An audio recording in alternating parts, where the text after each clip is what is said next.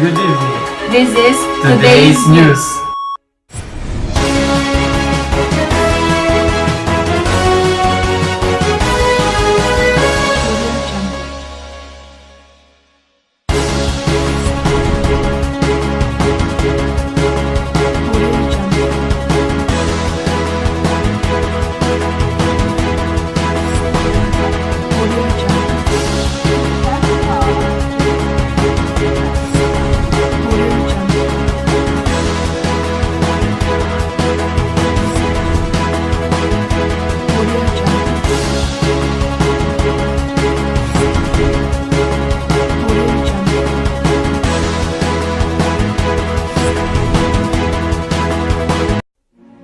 One in two Filipino children have witnessed violence or abuse in their schools. 160,000 children miss school every day due to bullying. And 77% of kids admitted to be a victim of verbal and other kinds of attacks, 23% of which are most likely to commit suicide. After the Anti-Bullying Act was passed, more than 1,700 cases of child abuse and bullying was documented. Hand in hand, we can stop bullying. Act now and revive a life.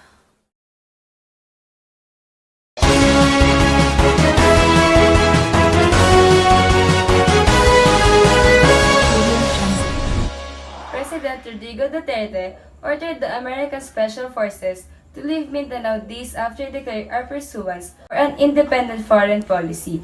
The interview at the Malacanang, Duterte says that there can never be peace in Mindanao for as long the American forces stay. But along with this perfecto, Ysah, Secretary of Foreign Affairs, reassured that there is no shift in so far policy concerned with respect to our close friendship with the Americans. Can I follow you home? Because my parents always told me to follow my dreams. Senator Miriam Defensor Santiago died at exactly 8:52 in the morning at the Makati Medical Center on September 28, 2016. For almost 2 years of suffering at 4th stage of lung cancer, Santiago gave in after experiencing 2 severe complications. According to Narciso Santiago, his wife remained perfectly fine with the help of anti-cancer pills, yet admitted that at some point, the senator fails to maintain her composure and balance. She did everything that she can, and we are so thankful for the prayers that everyone offered, he said.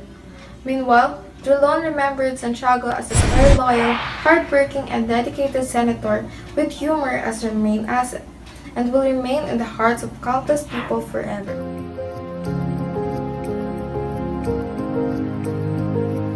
Condolences and prayers are being offered by random people through social media and some well-known artists as well. We, the staff of Today's News, would also like to offer their sincere prayers to the family of the senator.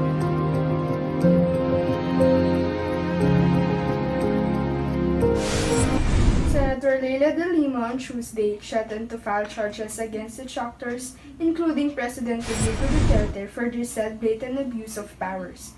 According to the senator, she would seek before the Supreme Court a writ of amparo and habeas data to come up with a test case regarding the limits of presidential immunity. De Lima stated that it was about time to revisit the doctrine of presidential immunity following the testimony of confessed hitman Edgar Motobato on the so-called Davao Death Squad and its alleged links to the president. In a 2014 newspaper article, Father Joaquin Bernas, one of the framers of the 1987 Constitution, said that there was no specific provision in the Charter which guaranteed the President's immunity from the suit.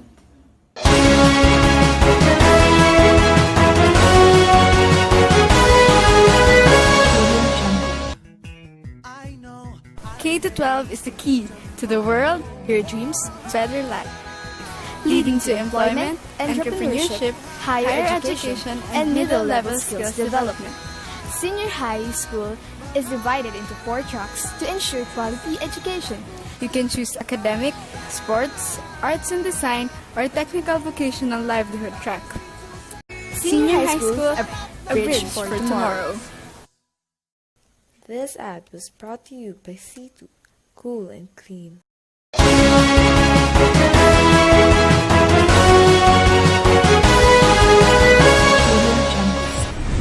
The Norwegian Nobel Committee has decided to award the Nobel Peace Prize for 2016 to Colombian President Juan Manuel Santos for his resolute efforts. Colombian President Juan Manuel Santos won the 2016 Nobel Peace Prize. He won for his effort to end his country's 50-year-long civil war with the FARC rebels that has cost lives of at least 220,000 Colombians and displaced close to 6 million people. There are over 376 candidates for the Peace Prize, the highest number so far. On behalf of all Colombians, especially the millions of victims of this conflict, we have suffered for more than 50 years, President Santos said. On a tweet, FARC rebel leader Timoleon, also known as Timonchenko Jimenez, congratulated President Santos. Severe tropical storm Karen gained more strength as it moved closer to Catanduanes late Friday evening, causing the Weather Bureau to hoist signal number 3 over the island province. Saturday morning data as of 10 p.m., Karen was packing maximum winds of up to 120 km per hour and gustiness of 150 km per hour, while maintaining its west-northwest direction still at 9 kph. Meanwhile, signal number 2 had been raised in Camarines Norte and Camarines Sur. Signal number 1 was up in the following areas.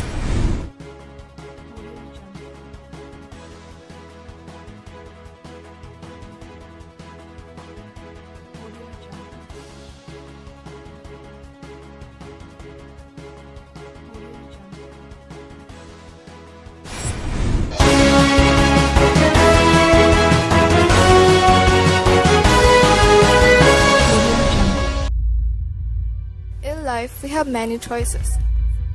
Sometimes you think that your actions are right. Sometimes you think that you are on the right track. The choice is in our hands. Choose the path towards success.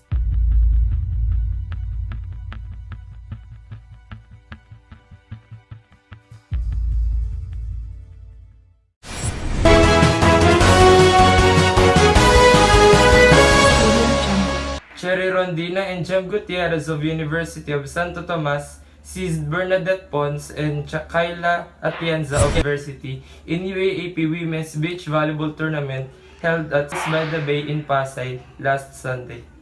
UST leads the first set with their fierce spikes and blocks, but Rondina and Gutierrez seems to be energized by 2-set loss and recovered very quick and made the game favor to them.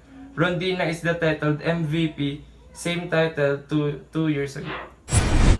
Meralco Bolts is heading up by 1 against Ginebra in PBA Governors Cup Finals held at Smart Arena Coliseum last Saturday. This win is not an easy task of Bolts. Ginebra's elite Tenorio make the game alive. Tenorio scored 36 points and ignored every defender present in the game, but still, the win of the game is on the Bolts. Anjo Karam helped to slow down Tenorio a bit. Love happens, love hurts, love returns.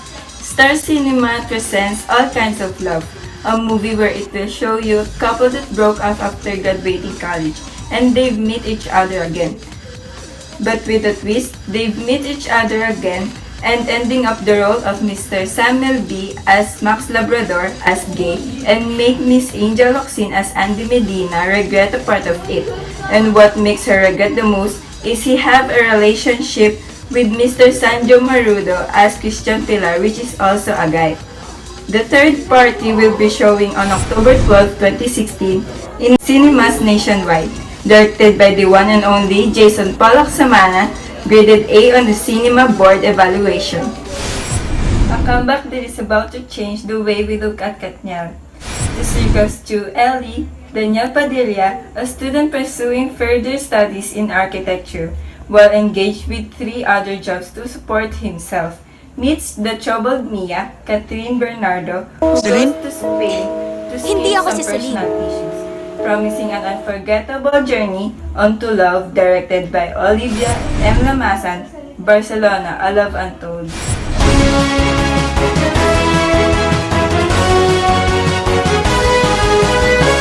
69 days till Christmas. Again, this is today's news. Have a pleasant evening, everyone.